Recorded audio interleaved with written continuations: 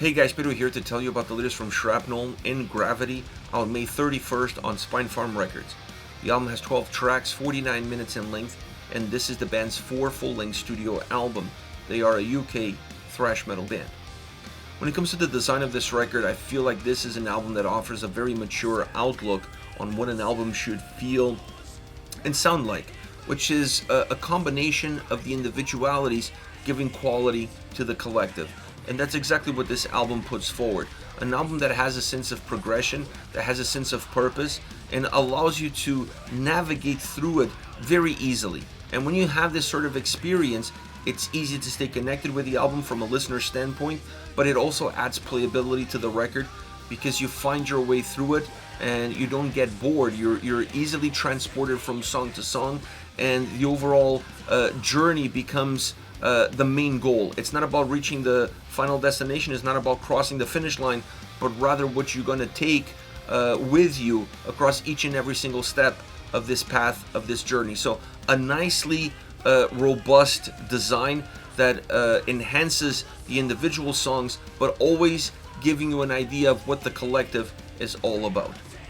Now, once it comes into the sound, this record has two dynamic elements that are changes from previous records: the sound itself and the vocals. And the two are not separated from one another. The two are interacting with one another, and they both have impacts on how you perceive one and how you perceive the other. So it's an interesting dynamic that I don't think I've seen before on Shrapnel records.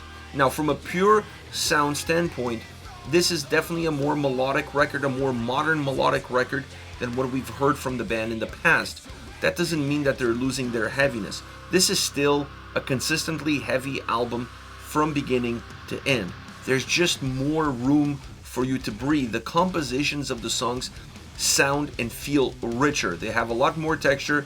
They gave themselves enough room to allow the heaviness to be a consistent trademark of the album, but still infuse enough melody into the record that allows the songs to go in slightly more different and elaborate directions. I wouldn't go as far as to say that there is a progressive tone on this record, at least not sonically, but when you bring in the vocals into the mix, then yes, the album does have some progressive touches to it, or at least it showcases a little bit of an aroma of what that experience could be like. But at the very least, you have a more modern, melodic sounding album with a heavy backdrop that gives the record sonically a sense of consistency.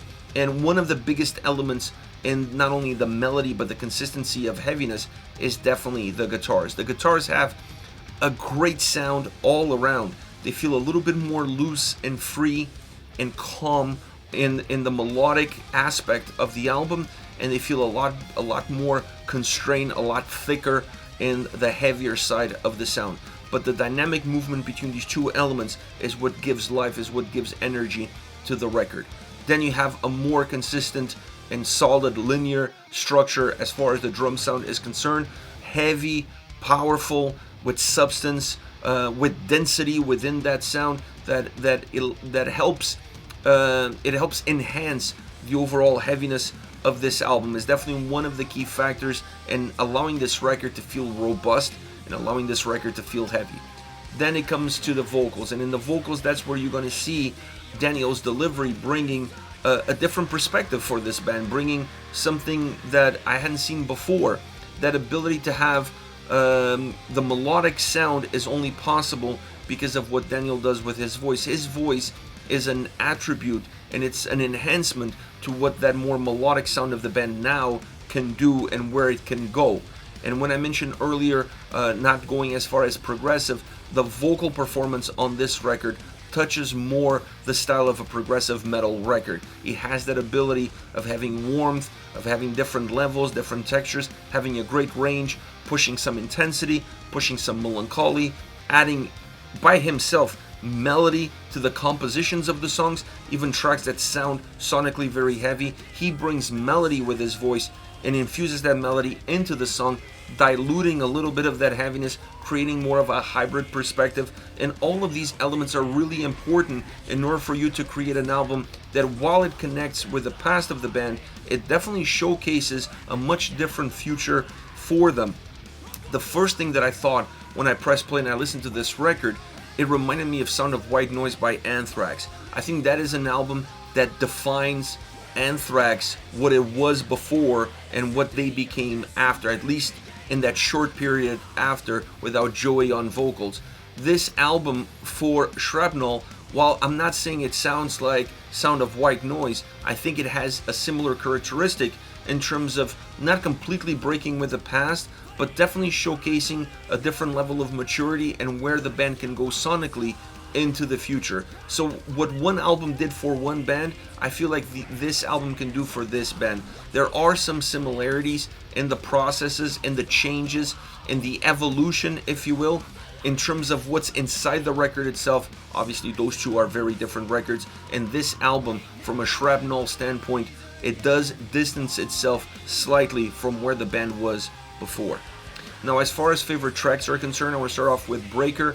Heavy sound from drums and guitars, very driven in the verses, and then the vocals roam free in those verses because of how much driven the song is. Once you move into the chorus, you're going to find a more melodic, melancholic approach with a more somber vocal approach as well. So it's almost a sense of being extroverted versus being introverted. That dynamic, it's what moves this song, and it's what creates the ebbs and flows within this track. The vocals all around really soar, they really jump out of the sound and they take control. But it's a track that, while having some old school elements in its sound, in its structure, in its design, it also has this more modern touch to it, and you put it all together under one single umbrella. Next we have Judgement, thick and heavy sounding song. The guitar distortion really adds to that overall thickness, and that guitar distortion is something that's that commonality when it comes to the heavier side of the sound on this album. Now the vocals come in with some layers, and that adds to a little bit more of a haunting delivery. There is more of a calm sound behind it when they go in that approach, and then you have these bursts of heaviness and aggression musically, and then vocally the song lets loose and becomes bigger. So it's a track that has a lot of moving pieces, both musically and vocally. It goes from 0 to 100 in really short bursts and short periods of times, and this allows for the track to be a lot more volatile, to be almost chaotic to a certain degree, but within parameters. Last but definitely not least, Follow the Cold. Follow the Cold is a super intense and heavy song from the get-go. There's no build-up, nothing. It starts off feeling exactly that way. The vocals really help define the experience of this song. They really help define that intensity and that heaviness that the track has, and the drums sound amazing on this track. The drums really come in and put their fingerprint, put their stamp on how this whole song comes together. The guitars are a little bit more driven, allowing the drums to be consistently heavy, and at times pairing up with that heaviness, but also separating themselves, and that's what drives the song forward. Letting go of the chains, allowing the drums to stay consistent, and then the guitars move forward in the pack and then move backwards to meet those drums. That movement is really important because it creates depth within the song, and it makes this a very guitar driven, a very guitar focused, with great riffage all around. It's one of those standout tracks. Purely, I'm not even talking about the vocals, purely from a guitar standpoint, it really stands out in the crowd, at least as one of my favorites from a basic guitar sound standpoint. This is it, Shrapnel with In Gravity, out May 31st on Spinefarm Records. Let me know your thoughts on the band, on the singles. Hit me up in the comment section. I'll see you all in the next video. Take care, guys.